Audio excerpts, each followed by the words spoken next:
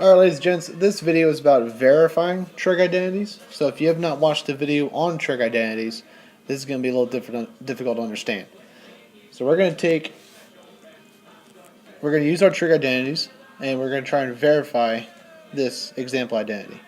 So the biggest part about this is just manipulating the equation so we can match the sides. So a way to go about this is I usually, almost always, will start with the more complicated looking side. And our goal is to manipulate this so eventually we get it to look exactly like our right side. So you pick the more difficult part of the equation, and then we're going to do some arithmetic and math magic, and we'll get to with that identity.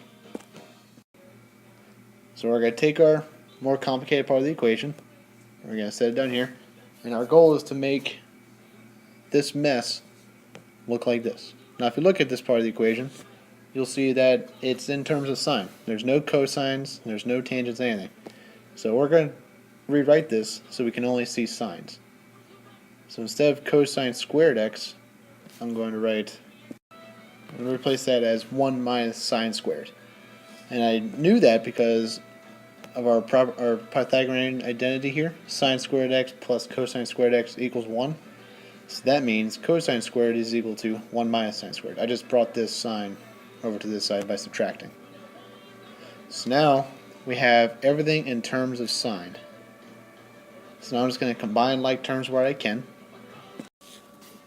And it came out to negative sine squared x plus 2 over negative sine squared x plus 4.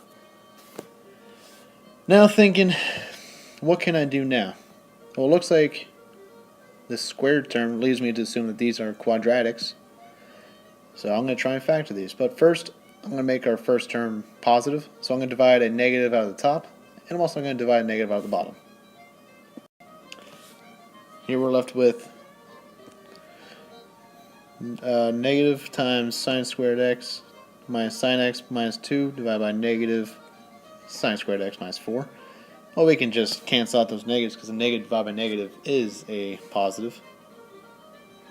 I'm going to try and give myself a little more room here. Let's see if I can. Whoops. I'm going to shrink that a little bit. I'm going to shrink that.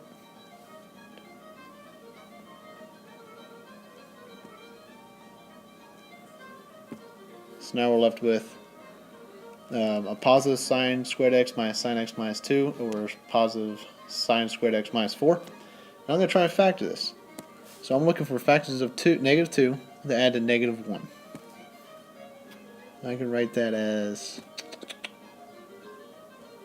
sine of x minus 2 sine of x plus 1. I can write the bottom as sine of x minus 2 sine of x plus 2. I'm allowed to do that because it's basically factoring quadratic.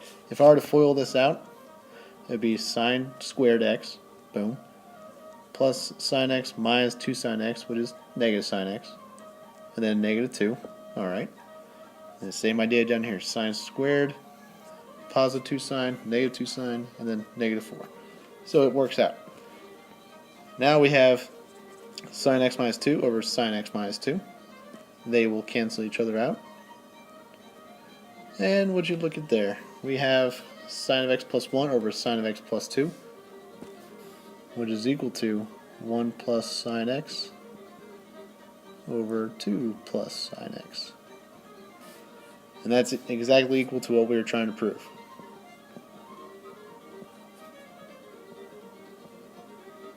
And now we're done. Okay, now there's no 3 or 4 step process to getting these problems. A lot of it's just recognizing what you need to do. So I first thought that we need to figure out which side we want to work with. I always pick the more difficult side because there's more to work with. And we wanted to make it equal to this guy. These are all sines, so I changed everything from sine and cosine, applied some properties, and did some algebra. These will get easier with a lot of practice. So if this was pretty confusing, which I assume it might have been, don't get too discouraged. Alright, for homework, I want you to take a look at this identity. We have tangent x minus cotangent x divided by tangent x plus cotangent x plus cosine squared x equals sine squared x. So you have to verify this identity. I would say to work on this side of the equation because it's more complicated, so there's more stuff to maneuver and manipulate. I would consider changing these to sine over cosine and cosine over sines, and then combining your fractions, finding common denominators, all that good stuff. You're going to use your Pythagorean identities, so just give it a try. We're going to do more problems like this in class, and hopefully eventually we'll start getting good at it.